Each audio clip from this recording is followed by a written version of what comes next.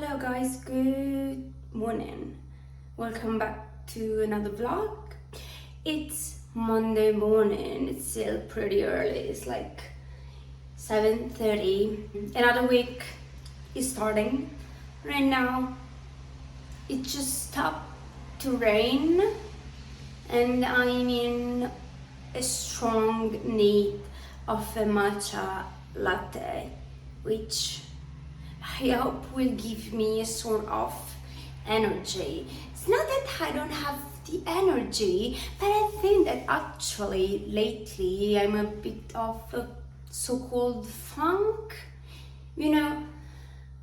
I feel like I don't know anything. Like I'm in this period of my life in which I feel like I'm in this phase where I don't know. It's just like I don't know. I don't know, maybe, how I feel. I don't know what I want. I don't know what to do with my life. And really philosophical and serious stuff that I don't want to really talk about at 7:30 in the morning on a Monday morning. But what I want to talk about, it's definitely having a matcha latte, an iced matcha latte, which I'm been doing very often lately, because generally, like, I love to have a matcha, just matcha with water, but lately I love it with milk too. I always love to use this one from Alpro. It's called like Barista Soy, which is very good at being froth. Like lots of the so-called like veggie lattes does not froth. This one froths and I love it. I also love the taste of this one. And then, well, of course I just have my matcha and I love this. It's actually just a nice tray from Nespresso. I love it. Also the color, it's very beautiful and it's very easy to pop them out because like it's, I don't know if you can say, but it's like in silicone. It's very nice. But yeah, I mean, let's get to work to do this drink, which I need badly. I'm using this bio matcha. It's very nice. I mean, I buy it on Amazon. It's very like basic. I mean, no flavor at all. And talking about flavored matcha, I wanted to ask you guys if you ever tried the Emma Chamberlain's matcha, because I actually would like to try hers. And I'm very curious about her flavored matcha, I don't know which flavor I would go on it and try, if I have to be honest, but I'm hyped. I've never tried anything from her coffee brand, because I have an espresso, and I think she ships to Italy. She does, yeah. I think she does ship to Italy, but I don't know. But the matcha, I've always been intrigued by her matcha. I don't know why. So I just put a little bit of matcha in my cup. Then I just put a tiny bit of water. And don't come at me if it's not how it is supposed to do. It's how I do it, so it's okay for me. So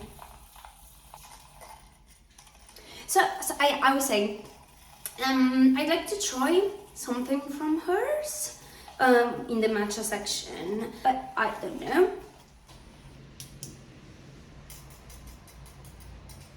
Now I just need to cold froth the milk. Oh, so good. Okay, that's okay. I love cold frothing things, guys. I will cold froth milk for everything. But now I'm just going to put a bit of those ice cubes. That, look, they are, can you see that? They are all red. Can you call this red? I think so. I'm just putting like lots of ice cube in my matcha, like 4 and 5, like this. And now once the milk is finally frothed, we're just going to put everything together and it's done. 3 hours later, the milk has frothed, finally. So I'm just going to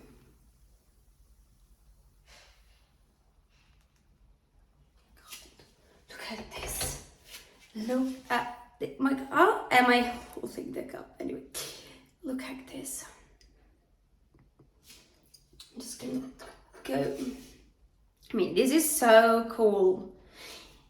I realize I'm not able to hold things nicely, but anyway, I'm just going to mix this a bit. Oh my god.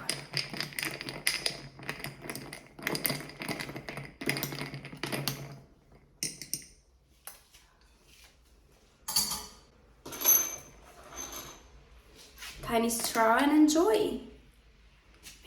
So good and so refreshing. I love the matcha that I showed you before. I buy it on Amazon. I will link it for you if you like. I mean, it's on Amazon Italy, which is not as cool as the American ones, because I always say people buying the coolest things and also very nice clothing pieces on Amazon, but it's like American Amazon. The Italian Amazon, it's still lacking in my opinion, but this matcha is good.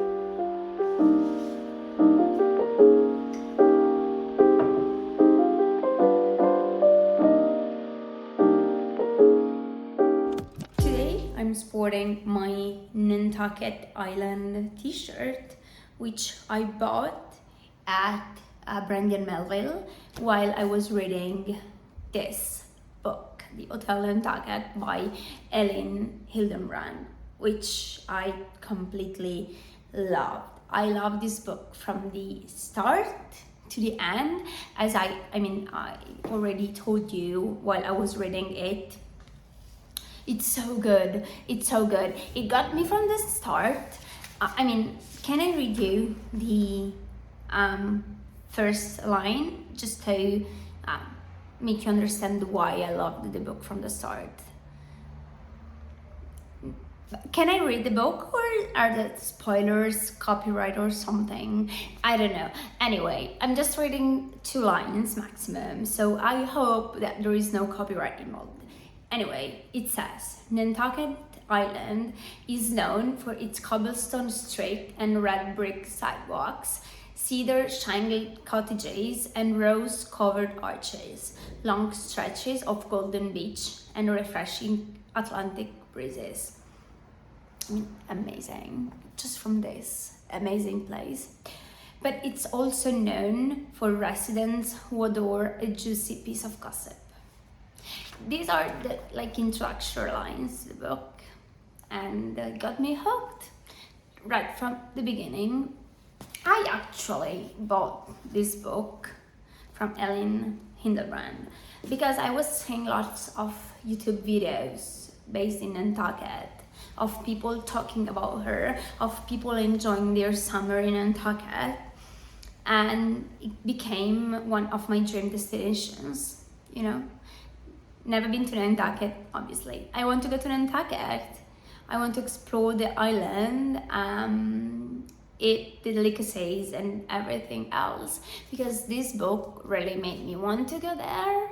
The books describe the island this much, but I don't know, it's just the vibe and the fact that I saw a lot of people going there for summer, a lot of videos on YouTube, vlogs, and I was like, I need to go there. I need to go there.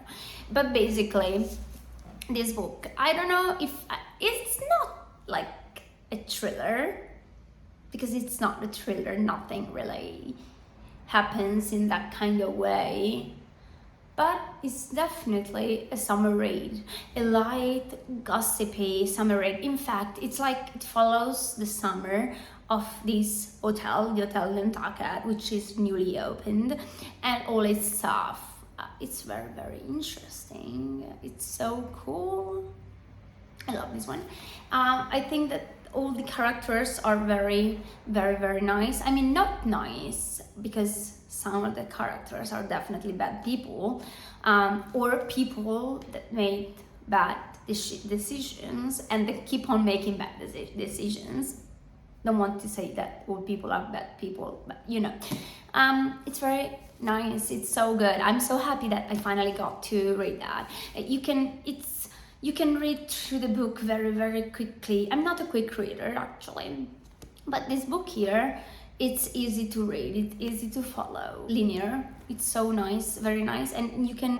And also, at the end of the book, there is like a Nantucket guide, which I love. I mean, it's not a guide. I just told you that it's a guide, but it's not. It's made by the book's author, and it says that it's not a guide. It's just what she likes to do and where she likes to go. So it's like her guide. But I mean, there are so many places which I would love to go and see and eat at and do shopping at. I don't know. I think that I'm romanticizing Nantucket quite a bit, but it doesn't matter, okay? Because one day I will be able to go there with like summer dresses and everything else to enjoy the island. But anyway, the book, recommended, totally recommended. I would read this again and again, actually. It's very, very nice. I don't know if now I'm in the mood for another summer read, or if I want to go more like into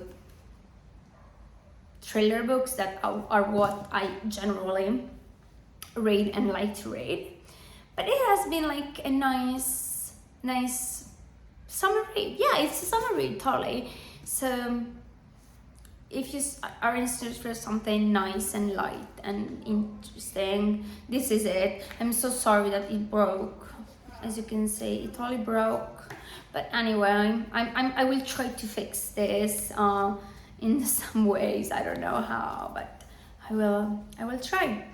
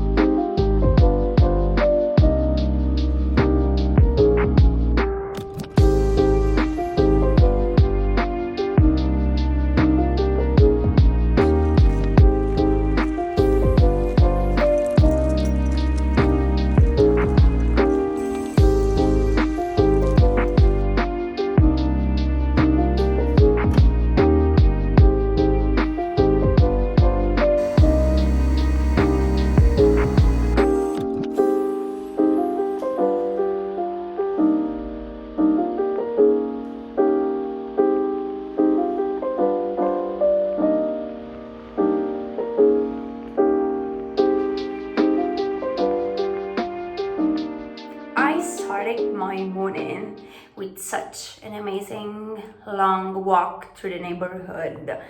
The weather right now, which is, I mean, still very early in the morning, it's amazing. It's not even like 20 degrees. I'm wearing my hoodie and I'm very, very happy about this. During my walk, I listened to a podcast, this one, where nobody is watching the Elisa Claps case. This case, the Elisa Claps case, it's one of the most known cases in Italy. Everyone knows about Elisa Claps, and it's such a sad case that could have been like solved since the very beginning. Everybody knew who was involved, but it sadly took like years and years before like the always number one suspect got finally arrested. The issue is that, of course, more people got like murdered and arrested by this heinous individual. So sad. I understood since the beginning of episode 1 why this podcast was so good. When the journalist, the host of the podcast, Pablo Trincha, talked about why we people, me including of course, are so into true crime. In short, he says that listening to those stories that deals with trauma, violence and death actually makes us feel safe, because we have a look at evil through a glass. We are not affected directly by what's happening. Others are involved, others feel the pain. We do not feel the pain while we listen to the stories. We are affected, of course, emotionally, but we do not feel the pain. It's like it doesn't touch us. We can have a safe look, but we are protected by the glass. Nothing happens to us while we listen to those stories, and that's why we keep on watching and wanted to hear about what happened to people like Elisa. Also, he says another thing that it's very, very interesting, and it's that we all feel very reassured when a killer is brought to justice, because we think that all the evil and the bad that he did disappears with him going to jail or whatever else happened to this person. But it's actually not true, because evil, it's everywhere. We are surrounded by evil. Evil can be in hundreds of different forms, but it's something that does not die when someone that does bad things dies or goes to jail. We are surrounded. Evil, it's everywhere, and it's truly everywhere if you think about this. Sorry, I know I started to ramble about this, but it's something that got me thinking, not just about killers, people who are brave enough or mad enough to kill, but also about like people as a society and the justice system. It's true that we are surrounded by evil. It's very, very true. So yes, I mean, if you guys know Italian and if you like true crime, you should go ahead and give that podcast a try. It's worth it, definitely. Things that are definitely less deep. Yesterday I went and had my nails done, had my manicure done, and I went for the deepest black. I mean, it's the end of August. That means that summer is definitely over, and I wanted something very rich, very dark, and so I went for the darkest color there could be, but I love them. I actually do not remember the last time I went for pure black, but it's so cool. I mean, it's the perfect color for back to work, back to reality and such. Yeah.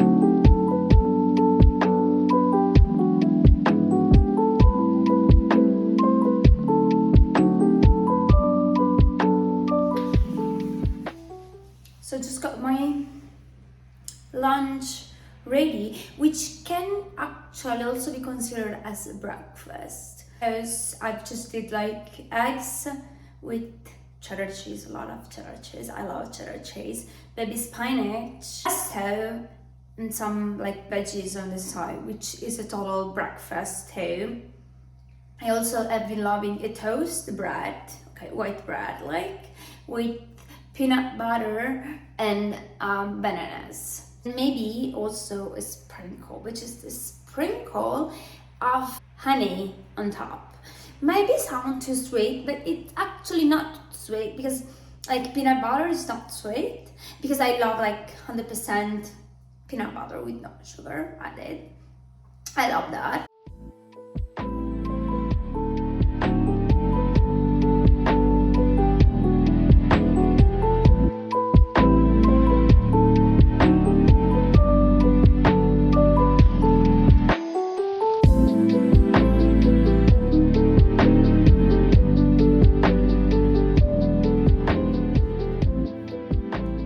Got my hair done.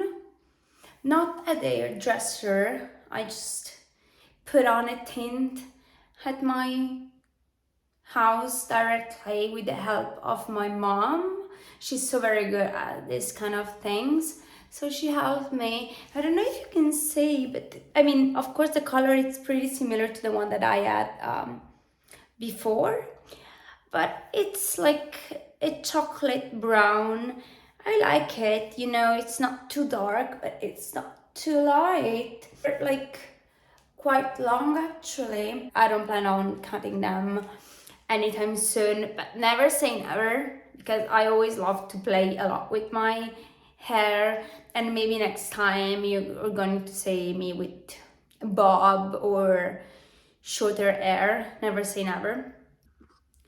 But guys, you know when on Monday I told you that I had no idea on what to read next? Well, that was a total complete lie, because I have this book here, The 7 Husbands of Evelyn Hugo, which I have never read. I know that I'm late on the trend because I don't even remember when this book was trending and everyone was reading it. Maybe a couple of years ago. I'm actually not sure. I'm totally not sure of this, but I've got this like last month, and I'm very, very curious to read it. I've just went through like the first chapter, and it's definitely interesting. The only thing that I don't like, but I don't like in general when reading book, and I did not realize it was like this, is that it's in first person. I much more prefer and only want to generally read when it's in third person. I don't know why I have such a thing with first person books, but I mean, I will definitely go on and read this one because it's actually very interesting. So I will keep on reading this one and I will let you know.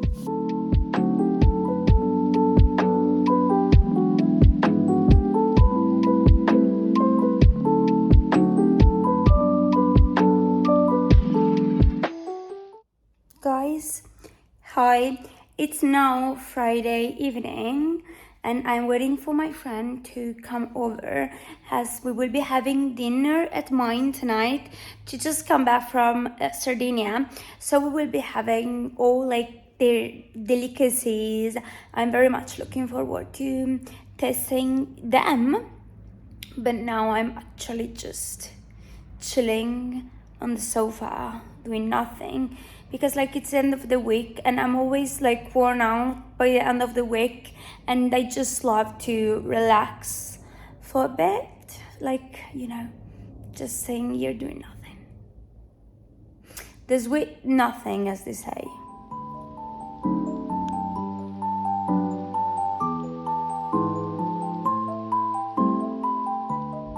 Good morning. It's the next day. It's Saturday, and me and my friend here are heading to the Formula 1 race in Monza. Today they will be having like the qualifying sessions, but we saw that there are like many more races of other like leagues, which is interesting. Never been to an F1 race before. It's my first time, even though like I live pretty close, let's say, not super close, but pretty close to the Parco di Monza. That's where I've been going to have like my walkies, and I brought you with me during a video, one of the latest videos. But anyway, we are going for the first time, both me and my friend here. But I was saying, sorry, that I have always known about F1 races, but never been to an actual race. Not that we are going to race, because today there are the qualifying. It's Saturday and means qualifying. But I'm pretty curious to say like the surroundings and the general atmosphere, of course.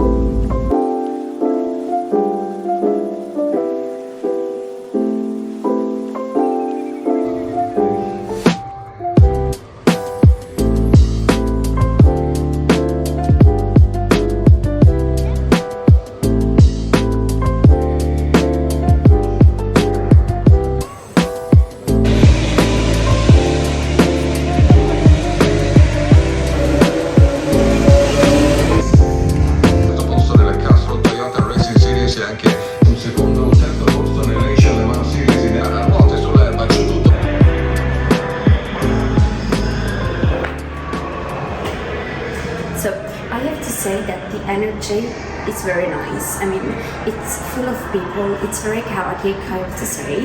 Full of people with all like their merch on, mostly like Ferrari's one. But I understand, as we are in Italy and we need all to support even a tiny bit Ferrari. Okay, you're Italian, so we need to support Ferrari. Even though I'm not gonna tell you who I'd like to win tomorrow, because I don't want to jinx it for him. So I'm not gonna say it, but I definitely have my fave. Definitely have my fave. It's also so very hot outside. Here with the air conditioning, it's very nice, so nice. Outside it's loud and hot.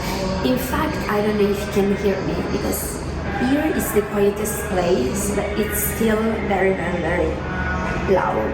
I will put subtitles if you can clearly hear what I'm saying. Anyway, fit of the day, if you like to see it. A crop top, very nice. I love it because it has like black lace here. It's of course from Brandy and Melville. Then I have this belt, I don't know where it's from, I think it's from Yux.com. Then we have tapered jeans from H&M. Love the color and the fit. At my feet I just have my low blazers from Nike, and the bag, it's from COS. As you see, I'm sporting red because I felt the need to wear red today. But that's it. And I have like my usual earrings, rings, and watch here. That's it.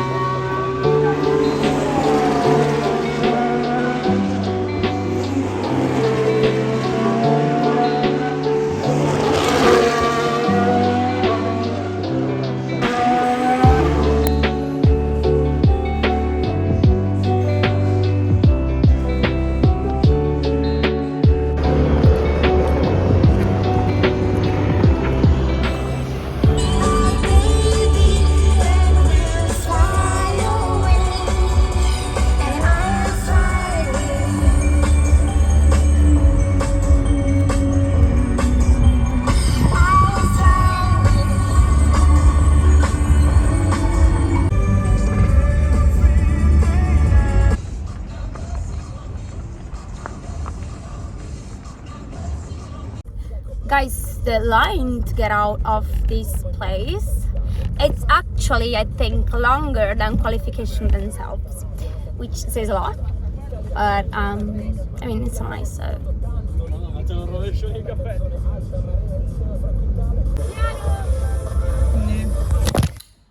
I'm back home now. I got showered, I got changed, I'm all cozy in my loungewear right now. But what a nice day this has been. It has actually been my first ever experience at a Formula One weekend. Even though like Formula One has always been something that has been in my life and that I've known of at least, I have this clear core memory of me as a child in my grandparents' living room on the sofa watching a race with all my family during a Sunday lunch that we had. It was so nice. I remember like cheering for Schumacher and Barrichello and of course Ferrari, the only drivers and actually team that I knew of and that until recently I actually knew of, but it's something very nice. It's like a nice, it's a very nice memory, I have to say. It's very nice. Yeah, I mean, I did not know what to expect of this day, of this weekend. I'm not, as you probably already guessed, a die-hard fan. I don't know everything about like the cars, the drivers, the tracks, the rules, and everything else surrounding this sport, but I can totally see and understand the excitement around it. It's such a big establishment. The atmosphere was so good, so bubbling, so lively. It was full of people wearing their faves merch. Of course, it was full of tifosi, so the Ferrari fan was full. But actually, I saw a lot of people wearing other teams' merch. Like, I saw lots and lots and lots of people with Mercedes merch. But a lot of things too, like polos, dresses, t-shirt, caps, everything. Also in my grandstand, I was surrounded by Mercedes fans and also Aston Martin fans, which is cool. I mean, it's very nice. Also, and this makes me laugh because this may sound very stupid, but I did not realize how big the cars were and how fast they actually went until I saw them in front of my eyes. It like, I don't know, I think that when you watch them on television, you don't clearly see the speed they go at. And if you think about that, it's kind of crazy because there is a person in the car that's driving the car at such speed. It's crazy, it's scary, isn't it? I mean, it's scary. I don't know what's the feeling of driving such a fast car, but it would be nice to feel it, like safely, of course, like respecting rules and with safety, but it would be very interesting to do like laps around tracks just to understand how they feel.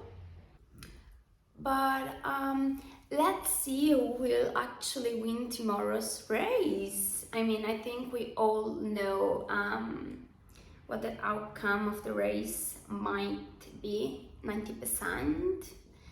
But I mean, come on, it would be nice to have another winner, to have maybe a Ferrari driver or anyone else win the race, you know, just to spice things up a little bit. I mean, we will see. We will see what happens tomorrow at the race. Anyway, now I need to eat something, but I'm in no mood of cooking, so it will have to be something very easy and quick so that I can pop back here in 0 time to enjoy my meal.